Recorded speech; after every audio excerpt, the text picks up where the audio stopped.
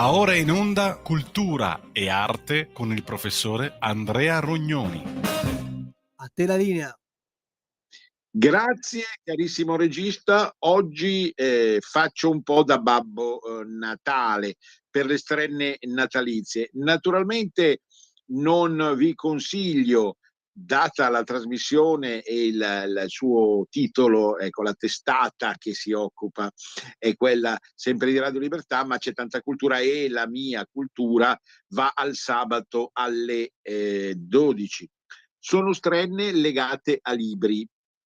Naturalmente ci si chiede come si fa nel 2024, inizio 2025, quindi a un quarto del secolo XXI, diciamo così, apprezzare ancora in maniera forte e decisa dei libri, quando oramai viviamo, come sostenevano Pellegrin e Zecchi nella loro trasmissione di ieri, nell'età dell'immagine. Viviamo appesi a delle immagini, naturalmente a dei testi che sono legati a queste immagini, a dei testi che comunque hanno una scorrevolezza prevalentemente in un contesto telematico, però il libro non muore. Del resto è sempre andata un po' così la società umana, non si è scartato completamente quello che veniva prima. Quando arrivò l'automobile si disse non si userà più la bicicletta, non si userà più la motocicletta, invece bici e moto si usano ancora. Un esempio fra i tanti, banale naturalmente, ma i libri continuano a esserci e abbiamo visto, perché avevo fatto anche una trasmissione con Zecchi, che il professor Zecchi è andato avanti con un altro libro che sta avendo un enorme successo, che è Resurrezione, ma ovviamente ci sono dei libri che si adattano meglio proprio al clima natalizio per tantissimi motivi. Quindi consigli, raccomandazioni su libri, non sono tanti, sono dei libri anche abbastanza grossi, voluminosi e grossi, e proprio tipici da strenna natalizia. Non so se Babbo Natale ami i libri più delle altre realtà. Ho l'impressione che, da furbone com'è, Babbo Natale si stia adeguando alla tarda società dei consumi dove prevale appunto l'immagine, tutto quello che è elettronico, telematico, e che poco a che fare con la carta. Ciò non di meno esistono ancora dei Babbi Natali buoni che sono rimasti indietro col tempo, o sono davvero molto vecchi, oppure hanno capito che non si può scartare nulla nella vita e, diciamo, al tepore di un caminetto, sia a casa propria che in montagna o al mare, si può benissimo ancora leggere su carta. Naturalmente poi saranno adottati da parte vostra sistemi audiovisivi i più vasti e immaginifici, ma è altrettanto vero che vi verrà ancora voglia di ritornare ogni tanto, almeno ogni tanto, sulla carta. Naturalmente la carta costa, perché i prodotti di carta non sono paragonabili a delle semplici post su Facebook, ma quello che importa è riuscire a comprendere quanto solo attraverso questi testi cartacei noi arriviamo a comprendere alcuni aspetti della realtà su cui possiamo riflettere meglio rispetto a tutte le altre proposte che vi dicevo. Guardate, è successa una cosa dopo il 2000, che la gran massa delle persone si è adeguata a testi relativamente brevi che appunto camminano sui social o in televisione o in ebook. Questo cambiamento, questo mutamento di rotta rende ovviamente più pesanti i romanzi lunghi o i saggi particolarmente profondi e accurati. Adesso io non voglio toccare un tasto spinoso che poi è benissimo riversabile anche nel mondo scolastico, perché purtroppo, almeno così dicono le ultime statistiche, in Italia il livello di apprendimento reale anche di materie umanistiche si è notevolmente abbassato. Ma rimane il fatto che si può sempre recuperare nel corso dell'esistenza, e paradossalmente i libri, soprattutto quelli di Natale, servono a questo. Quindi che cosa regalare in pratica? Quello che vi voglio dire oggi, spero di non annoiarvi, che cosa regalare in queste vacanze, nell'approssimarsi, ormai mancano 10 giorni, e in genere il regalo non viene fatto per forza la sera prima o la notte o lo stesso Natale, anche se così vorrebbe la tradizione, ma viene fatto talvolta anche nei giorni precedenti, specie quando i regali sono tantissimi e quindi appunto bisogna distribuire le forze anche nel regalare o nel confezionare il regalo, anche il libro, in una certa maniera per le persone che possono apprezzare quella maniera e non un'altra. Sto dicendo un fiume di banalità, no? Ricorderete la canzone dei Jalis, un fiume di parole. Ecco, un fiume di parole che non servono a nulla, quindi lasciamo lo spazio ai libri. Il primo parla d'arte, perché questa è la trasmissione che si intitola Cultura e Arte. È uscito il catalogo di tutte le opere di Piero Persicalli. Piero Persicalli è stato un grande pittore, vissuto nel Novecento, che ha dedicato la propria vita al figurativo, perché ha creduto ancora nel figurativo, ma un figurativo assolutamente originale, di marca fondamentalmente impressionistica, e che ha poi destato grandissima attenzione presso la maggior parte dei critici. Io, come al solito, vi mostro il libro, è Piero Persicalli nel segno dell'Aquario. Piero Persicalli nel segno dell'Aquario. La casa editrice è la Scalpendi. Casa editrice Scalpendi, Piero Persicalli nel segno dell'Aquario.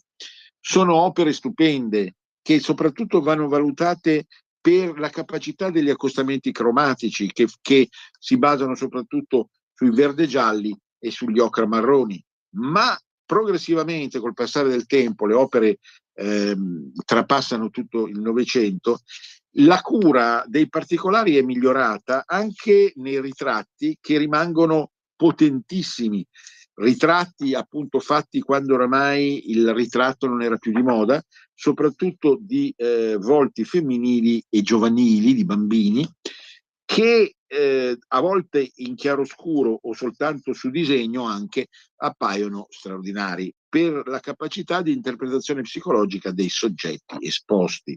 Ma c'è tanto mare, ecco perché nel segno dell'Aquario c'è tanta acqua riversata e c'è tanto mare di pescatori, di ragazzi che fanno il bagno, adolescenti, diciamo quasi scolpiti in una forma di memoria ancestrale. Anche alcuni personaggi che appartengono al mondo francese, bretone, con i loro caratteristici costumi, personaggi che appartengono più a una tradizione schiettamente italiana, soprattutto del centro-nord, ma con qualche puntata al sud. Tanta qualità, ma anche tanta quantità, perché il Persicalli, stiamo parlando di Piero Persicalli, nel segno dell'Aquario non si tirava mai indietro. Spero che la curatrice dell'opera, stiamo parlando del catalogo Piero Persicalli nel segno dell'Aquario, opere pittoriche 1907-1980, sia presto presente sulle nostre onde per riuscire, è la stessa direttamente a spiegare meglio i prodigi di Piero Persicalli.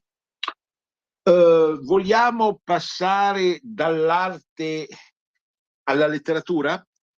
E non possiamo, sono tutti libri appena usciti, non stiamo parlando di libri usciti un anno fa, 2 anni fa, eccetera, perché vogliamo stare un po' sul pezzo e vogliamo dimostrare che nonostante tutto quello che ho detto prima, l'editoria italiana continua a produrre opere interessanti.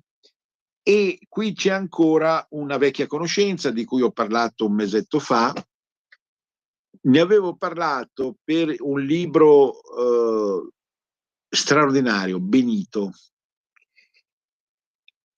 E ovviamente l'autore non può non essere Giordano Bruno Guerri, che ha scritto già in passato biografie proprio sia di Mussolini che questa volta di D'Annunzio, La vita come opera d'arte.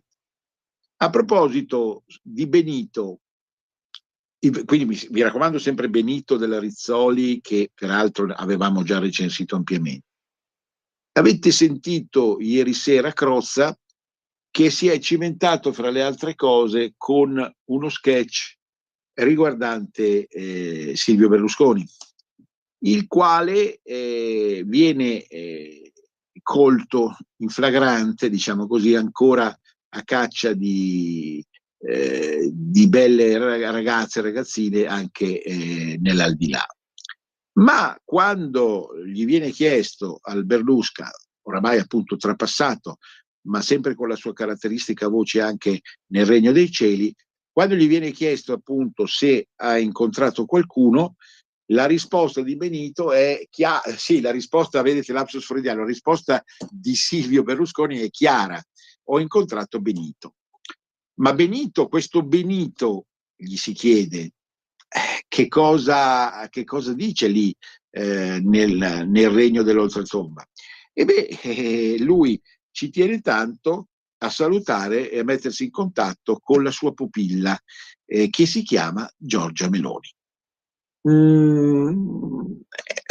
Potrebbe sembrare una battuta scontata, però insomma, detta alla maniera di Crozza, che pur non ci piace quando così si riversa aspramente e inopinatamente contro il leghismo, però non fa una brutta figura nel momento in cui sottolinea quanto non si possono cancellare i propri antenati morali, si intende, e quindi anche diciamo la leader del governo attuale, per quanto innovatrice e tendenzialmente conservatrice, democonservatrice, continua diciamo così, a rimanere legata, almeno sul piano così della provocazione con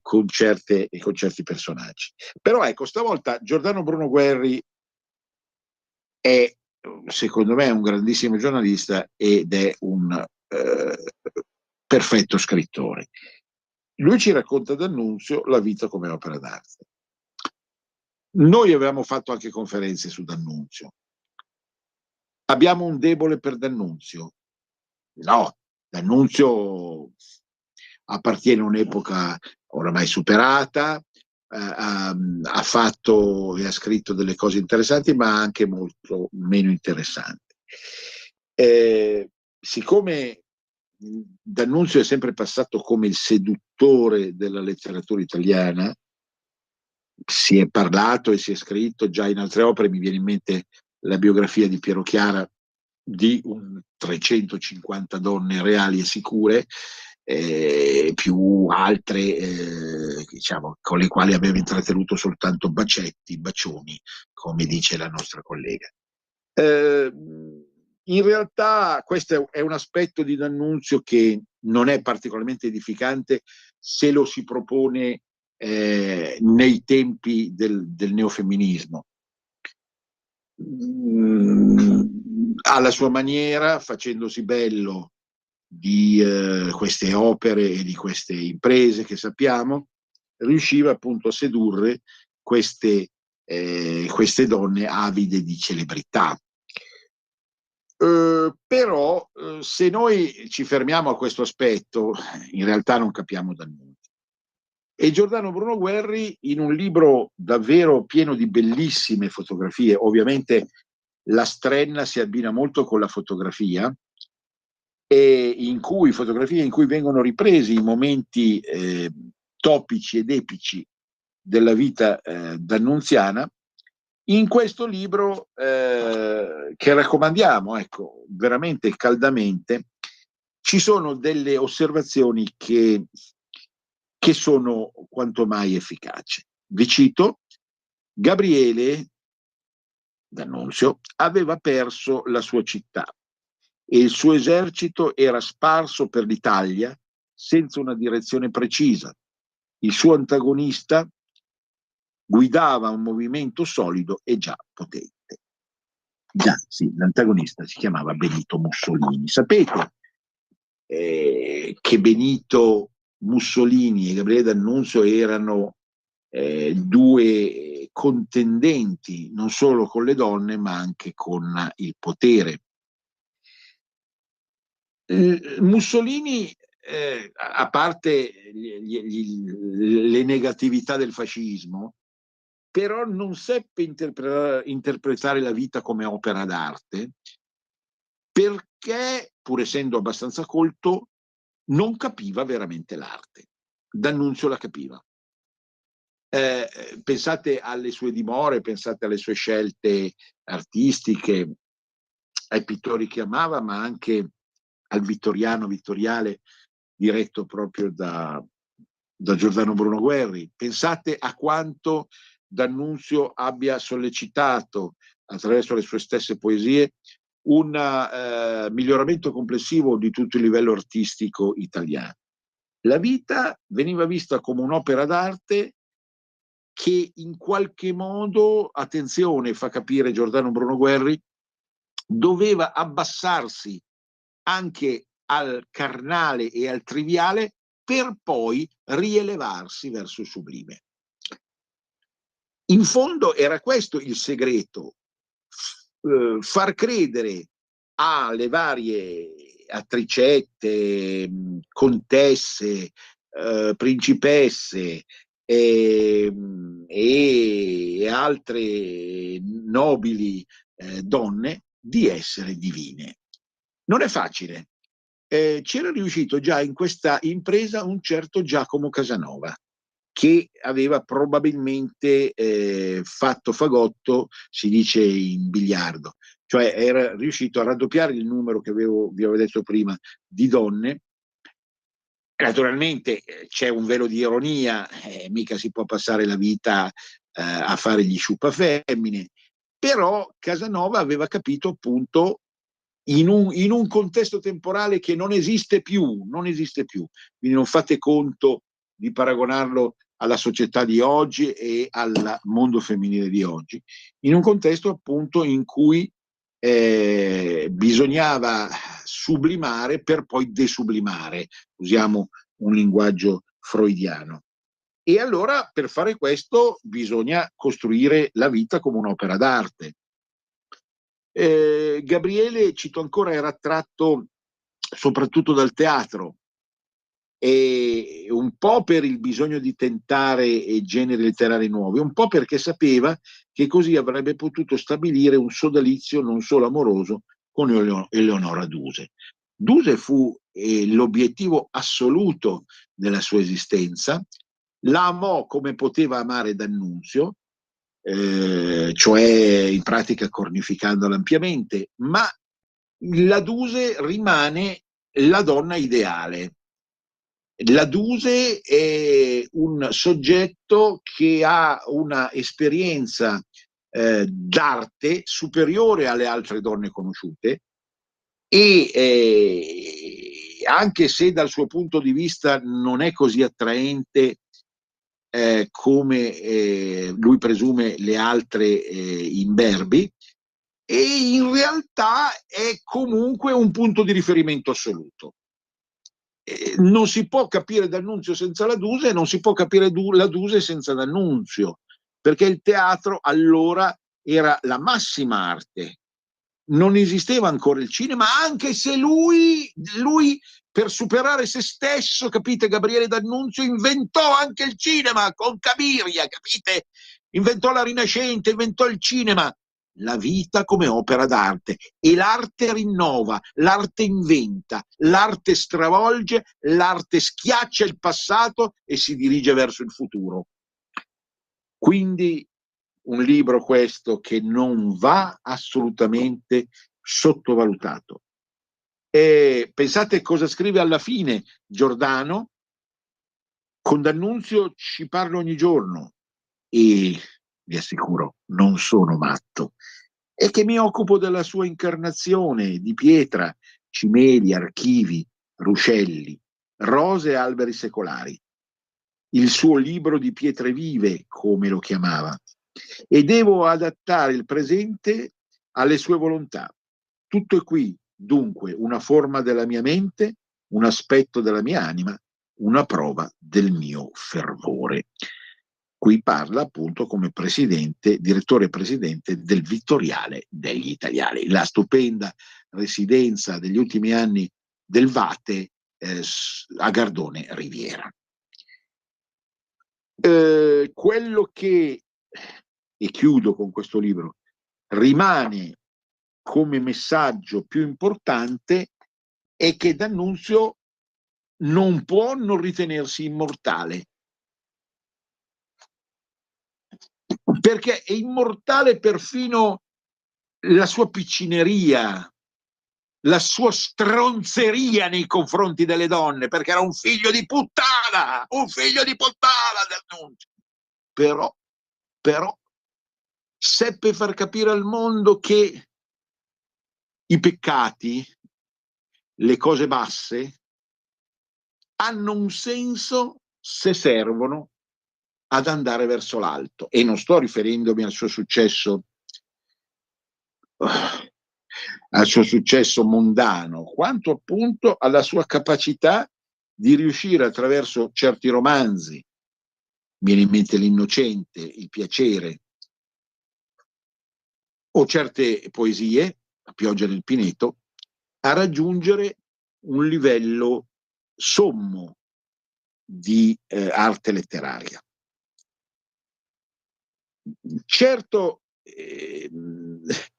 D'Annunzio, pensate questo, D'Annunzio è stato esorcizzato dalla cultura di sinistra, la quale non è riuscita a sbarazzarsene, perché anche gli autori, anche i curatori dei testi scolastici sono stati costretti a parlare di D'Annunzio.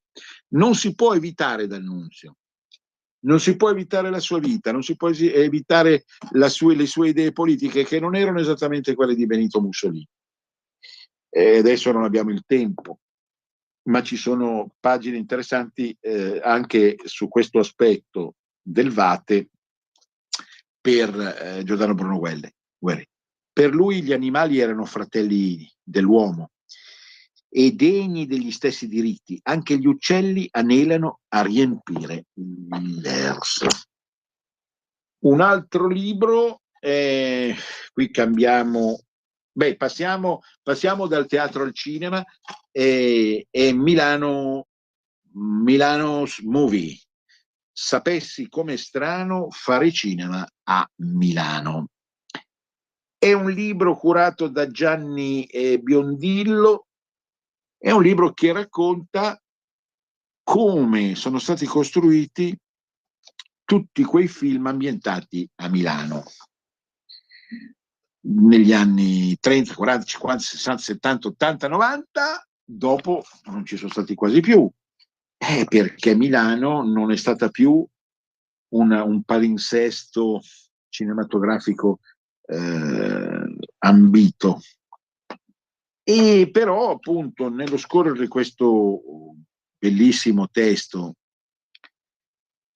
curato dal Biondillo c'è tanta roba, soprattutto dei film del neorealismo, dove Milano veniva considerata la città più importante d'Italia, perfino più importante di Roma. Ma anche nel tardo neorealismo, per esempio, La vita agra di Contognazzi, che è tratto da un famosissimo libro, si vede bene, siamo negli anni 60. E poi ancora quello che negli anni 70 il mondo dell'animazione oppure della satira è riuscito a fare su Milano. Pensiamo anche a Battantuono, che inizia un tipo di cinematografia che viene dal sud per dimostrare quanto Milano è accogliente e ospitale. Ma c'è un aspetto anche un po' demoniaco, demoni, angeli, streghe, un capitolo dedicato alla Milano occulta, di cui si interessò perfino il regista Argento. Ci sono degli approfondimenti legati a delle donne che adesso sono assolutamente dimenticate, che portarono nell'ambiente milanese cinematografico un po' di Eros. Parliamo di Maria Grazia Buccella, ma anche il famoso poliziottesco a Milano con Lizzani regista e tanta altra roba che è venuta di conseguenza, tipo i vari commissari incarnati da Tognazzi e da Stoppa. Tanta roba, ripeto, è veramente un libro da non perdere. C'è anche la Milano politica, la Milano sindacale, attraverso il cinema. È un libro, secondo me, che va regalato ai milanesi perché si ricordino che Milano è la città della cultura e dell'arte che non ti aspetti, e quindi anche del cinema. Ai non milanesi che sono arrivati a Milano perché si ricordino che Milano è la loro seconda patria, che non sputa in faccia a nessuno. Va regalato a quelli che non abitano a Milano e non ci abiteranno mai, per capire che Milano sta in Italia, non sta all'estero, è una città dell'Italia, fino a prova contraria. Noi siamo arrivati al break e chiedo al regista di metterlo in opera.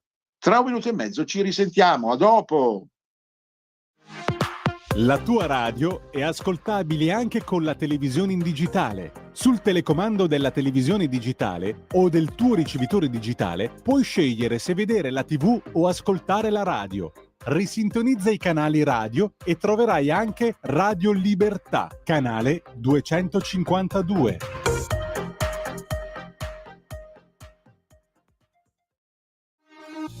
Porta con te ovunque Radio Libertà. Scarica la app per smartphone o tablet dal tuo store o dal sito radiolibertà.net. Cosa aspetti? Radio Libertà. In un mondo in cui i mezzi di informazione vanno verso una sola voce, una radio che di voci vuole averne tante.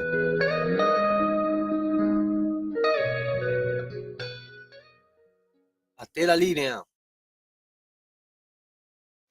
Poi alla fine della puntata vi do le coordinate per le case editrici che pubblicano questi libri, che sono comunque rintracciabili nelle migliori librerie, se non previa richiesta, se proprio non ci fosse. Adesso rimaniamo a Milano con uno di quei libri della Meraviglie e delle edizioni Meraviglie che a me piacciono tanto. Le edizioni Meraviglie sono legate alla storica libreria che non esiste neanche più, ma che continua a pubblicare delle opere identitarie, storico-identitarie. Noi già altre volte abbiamo parlato di queste raccolte sulla storia e sulla vita milanese. Adesso è la volta di cortili e palazzi milanesi. Questo lo rimostro, poi casomai li rimostro ancora tutti. Cortili e palazzi milanesi, editrice Meravigli, cortili e palazzi milanesi. Dunque, voi sapete che Milano è una città piena di cortili. Non sono facili da vedere. I palazzi sì, e si tratta di andare nelle vie giuste, ovviamente, del centro soprattutto, a volte non solo, che sono dei bellissimi palazzi moderni anche e perfino in zone periferiche. Ci sono però dei cortili che, diciamo, non si conoscono bene nella loro bellezza, nella loro arte, nella loro vegetazione. In realtà in tutte le zone, e soprattutto ovviamente nel perimetro centrale, esistono dei palazzi con dei cortili fantastici. Si tratta di curiosare e si tratta casomai di chiedere a un custode, se c'è, di poter entrare solo un attimo per avere perlomeno il quadro d'insieme del cortile stesso. Quante volte,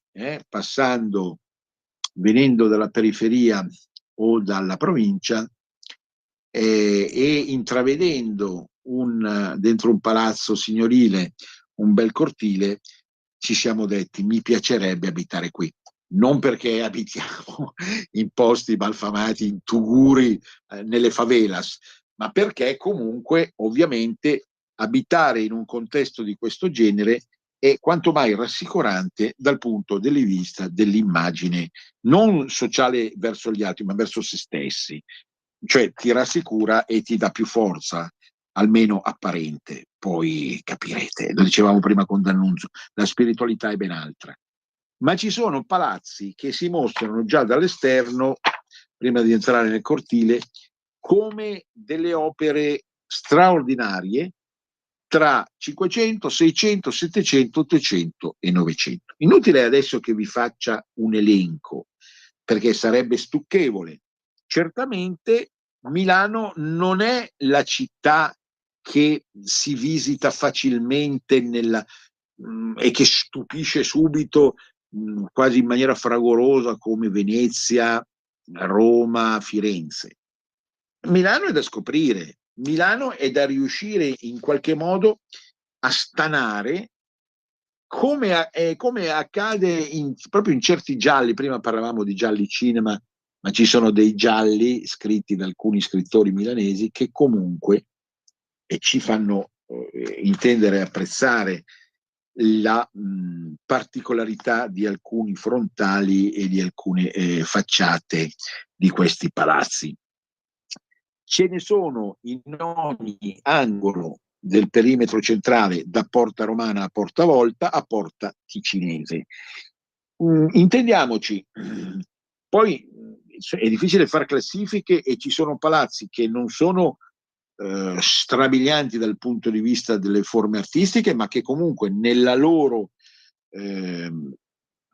vetustà, parliamo di 100-150 anni oramai di vita, sono una testimonianza di un modo di vivere e di amare e di amare anche la stessa Milano, essendo ubicati in zone particolari. Mi viene in mente per esempio la zona dei Navigli. Ma poi ancora la capacità di questi autori, ripeto, stiamo parlando di cortili e palazzi milanesi, con prefazione di Pietro del Bono. Gli autori sono Attilia Lanza e Riccardo Stucchi, un uomo e una donna.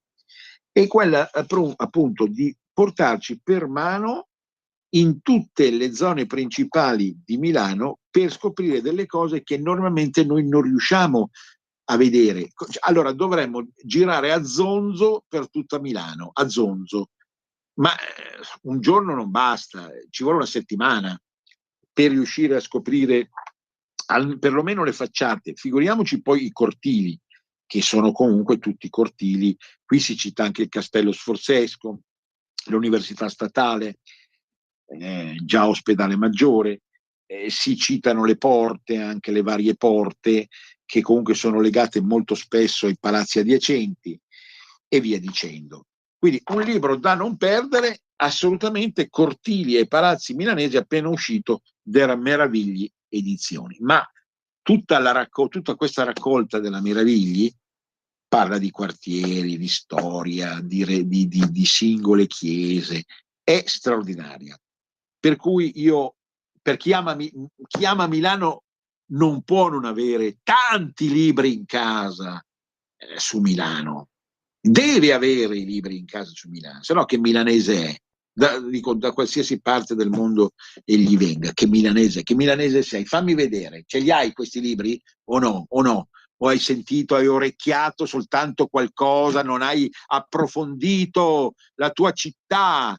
Ecco, quindi questo è molto importante. Ecco perché il titolo di questa trasmissione significa Strenne, consigli e raccomandazioni. Questa è una raccomandazione, non è un consiglio. Io raccomando di comprare cortili e palazzi milanesi perché è il fiore tra i fiori di tutta un'intera raccolta della meraviglia su questa realtà milanese, vivisezionata in tutti i suoi aspetti, perché c'è tantissimo da dire. A proposito, vi parlerò presto anche di un'opera su Luca Beltrami, che è stato un grandissimo architetto che ha abbellito Milano a partire da Castello Sforzesco, ma è uscito un libro recentemente che anche qui adesso non vi raccomando subito come Strennan, proprio perché lo rimandiamo al 25 come approfondimento a sé durante una trasmissione. E archiviamo Milano perché vogliamo andare dove? In Europa. In Europa con un libro della Lonely e Planet, di questa raccolta EDT Lonely e Planet, autori vari, che si intitola Europa in 100 weekend. Ve lo mostro. Europa in 100 weekend. È una raccolta di proposte, ovviamente non natalizie, nel senso che possono anche essere natalizie, specialmente per il Sud Europa, però si farebbero apprezzare tantissimo in primavera e in estate. Qui abbiamo 100 weekend in cui viene consigliato per ognuna di questi 100 una determinata regione d'Europa. Ecco, mi è piaciuto tantissimo. Ecco, la raccomandazione, il consiglio va al fatto che non si parla in genere di nazione quanto di regione. Quindi, per esempio, si consiglia la regione di Bordeaux in Francia, la regione dell'Algarve in Portogallo, la regione delle Fiandre orientali con riferimento a Gand, alcune isole particolari, la regione dell'Agriat, del Désert des Agriat in Corsica. Ecco, non so, cominciamo da qui, è il numero 22, sono 100 le proposte per tutta Europa. La Corsica è facilmente abbordabile anche dall'Italia, partendo da Genova o da Livorno. Ma la Corsica non è soltanto il sito balneare, Ajaccio, Bastia, gli altri centri che tutti conosciamo, ma è anche un patrimonio naturalistico eccezionale che si fa apprezzare attraverso un girovagare a piedi, come proprio il deserto degli Agriati, des Agriat in francese, che sta fra Bastia e Corte e sta in una è la zona nord diciamo della Corsica, ed è una zona che viene chiamata deserto, in realtà c'è anche della vegetazione, ma è di un'assoluta bellezza tipicamente mediterranea, dove uno si perde nei profumi, ed bisogna avere del tempo, perché appunto un weekend secondo me non basta. Qui vabbè, meglio che niente, come si dice. Poi io vi voglio, per esempio, l'itinerario numero 20 è la regione di Tolosa. Pochi conoscono bene il tolosano. A parte la capitale Tolosa, la regione di Tolosa appartiene all'Aquitania in senso lato, è molto verde, è piena di acque e dà la possibilità di trascorrere appunto 48 ore in assoluto silenzio, attraverso delle passeggiate straordinarie. Siamo nel sud della Francia.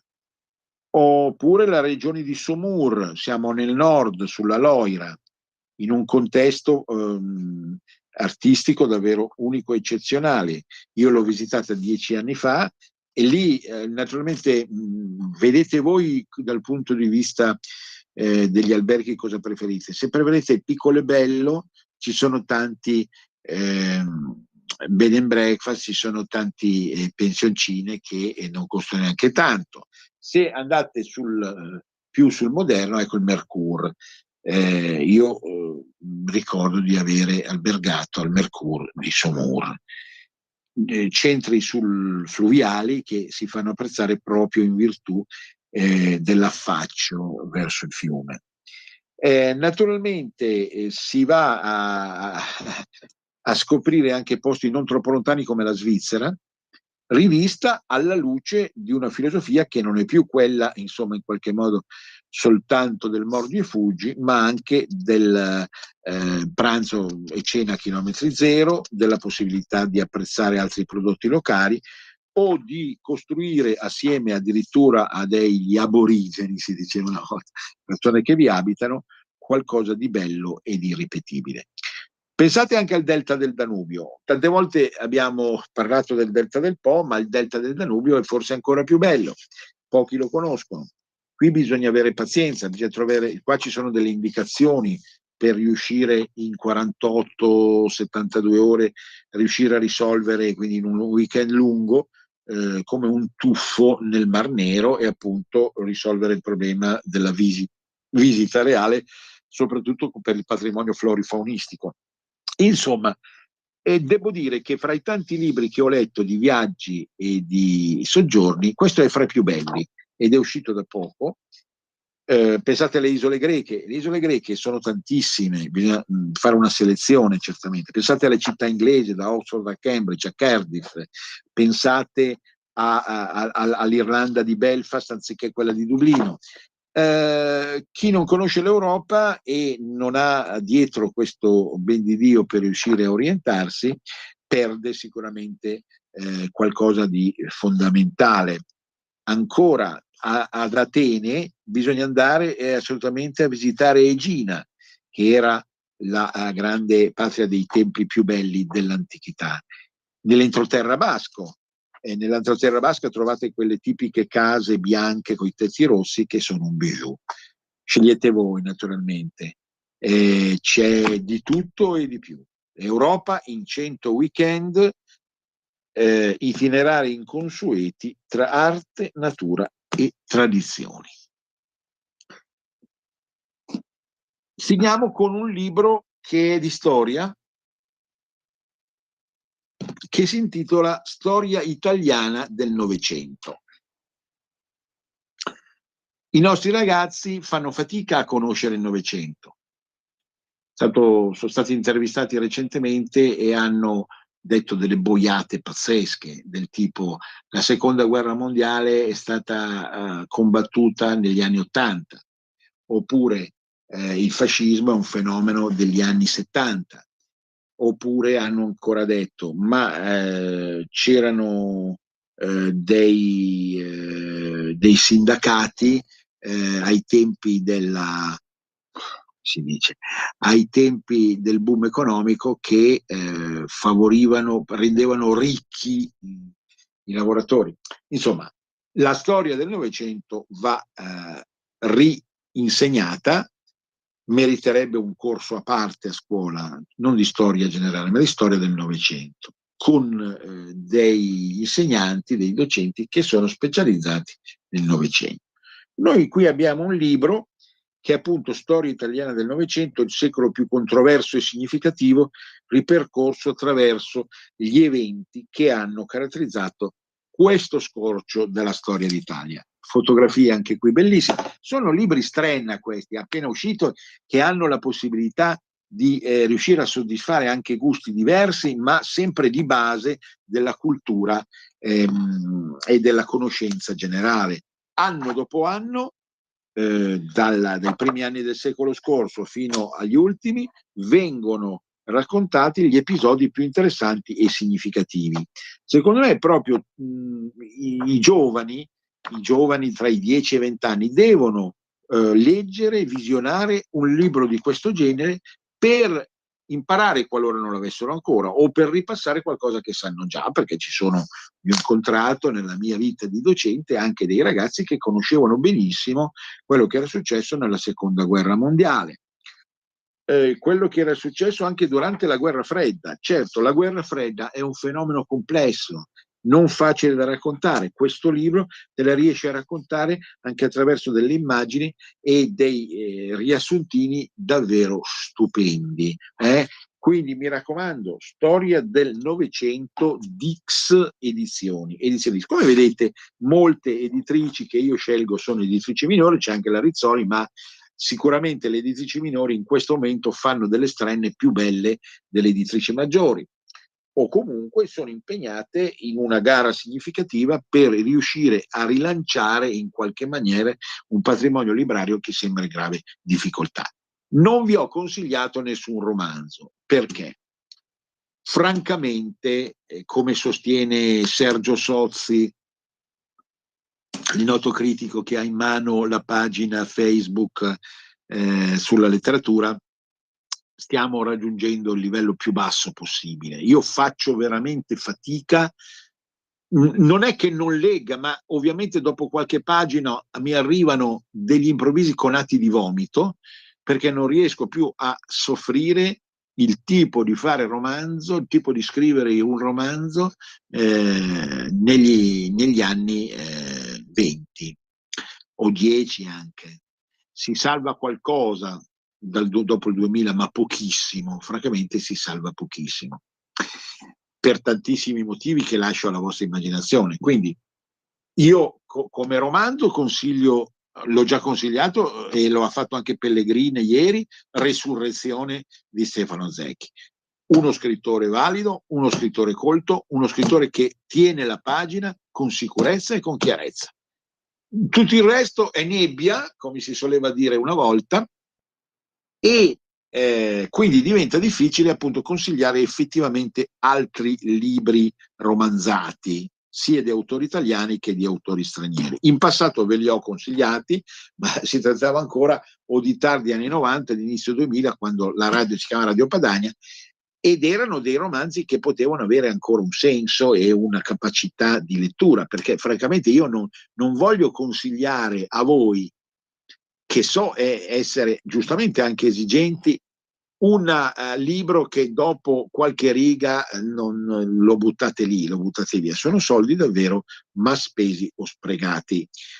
Tutto sommato, e qui non fraintendetemi, non è esattamente il mio genere, ma è un genere che comunque può essere digerito ancora.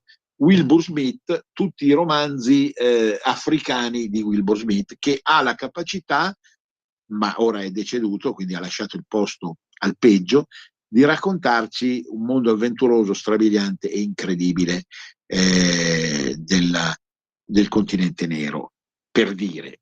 Poi detto da un leghista è proprio il massimo, nel senso che io amo il mondo molto più di certe persone che sono contrarie al leghismo. Questo ci deve essere chiaro, perché sennò stiamo barattando il peggio. Allora, l'importante è amare il mondo come si ama la propria piccola patria, e di questo noi parleremo assieme a Roberto Priora sabato prossimo, perché ci illustrerà anche i famosi LEP all'interno della proposta federalistica. Stiamo parlando del 21. Ho ricevuto infatti alcune richieste da parte di alcuni ascoltatori di chiarire meglio anche tecnicamente tutte le fasi del costruendo federalismo, in barba alle decisioni che prenderà la Corte Costituzionale. Ma qui mi fermo. Allora, vogliamo fare un riepilogo di tutte le proposte. Inizio dall'ultima, Storia italiana del Novecento, Dix Edizioni. Volete per caso anche sapere qualcosa sul prezzo? I prezzi sono comunque relativamente abbordabili, non vi faccio buttare via i soldi del conto corrente che avete solido in banca, no? Siamo sui 20 euro. Europa in 100 weekend, qui siamo un po' oltre, sui 30 euro, ma un libro stupendo davvero, delle edizioni editi. Quindi Europa in 100 weekend. Cortile Palazzi Milanesi di Lanza Stucchi, delle edizioni Meravigli. Siamo qui su un prezzo superiore, ma voi dovete calcolare le fotografie che cosa non sono, dei palazzi e dei cortili, certi addirittura irraggiungibili, che solo quindi fotografie vi possono essere regalate.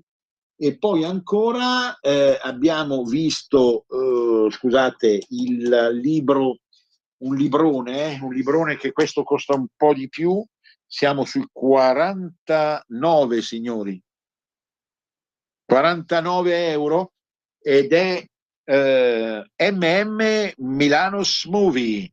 Sapessi com'è strano fare cinema a Milano, curato da Gianni Biondillo. È per la raccolta About Cities, cioè la casa editrice è l'About Cities, attorno alle città, così si chiama. Ancora, sto tornando a ritroso, abbiamo Giordano Bruno Guerri, D'Annunzio, La vita come opera d'arte. Come Gabriele D'Annunzio costruì il mito più prepotente della letteratura del Novecento, il mito del vate, del veggente. Giordano Bruno Guerri, D'Annunzio, La vita come opera d'arte, edizioni Rizzoli, questa. E per ultimo, che poi era stato il primo, appunto, Piero Persicalli, Nel segno dell'acquario, opere pittoriche 1900-1960. Qui spero, ripeto, di avere anche la curatrice presto o dopo Natale. Sono opere pittoriche stupende che lasciano dolcezza nel cuore, proprio quando come si guarda nel piccolo il mondo del mare attraverso un acquario, e ogni riferimento al noto segno zodiacale è puramente casuale. Questi sono i libri che io vi ho raccomandato oggi. Chiudiamo con leggero anticipo. Vi dico, lunedì non perdete la trasmissione di Cultura Popolare, perché alle 16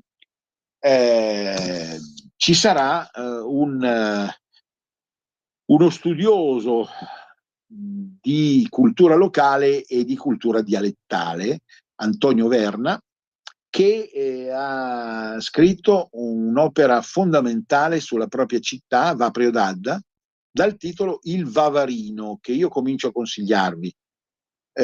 Ma lunedì io vi do i riferimenti anche per poterlo ottenere, per poterlo avere, perché sappiamo essere molti sul fronte del local a essere interessati alla storia delle proprie città.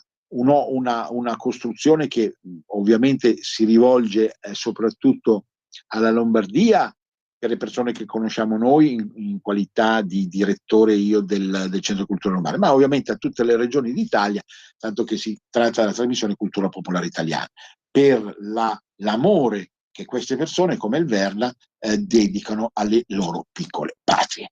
Io vi do un grandissimo saluto prenatalizio, le strenne ve le ho dette, quelle che vi consiglio, vi appassione. Lunedì ci aggiungiamo il Vavarino di Antonio Verna e siamo felici e pronti e contenti per assaggiare il panettone di Natale. Un grande abbraccio a tutti, Venezia risorga, risorga Venezia per sempre, a risentirci.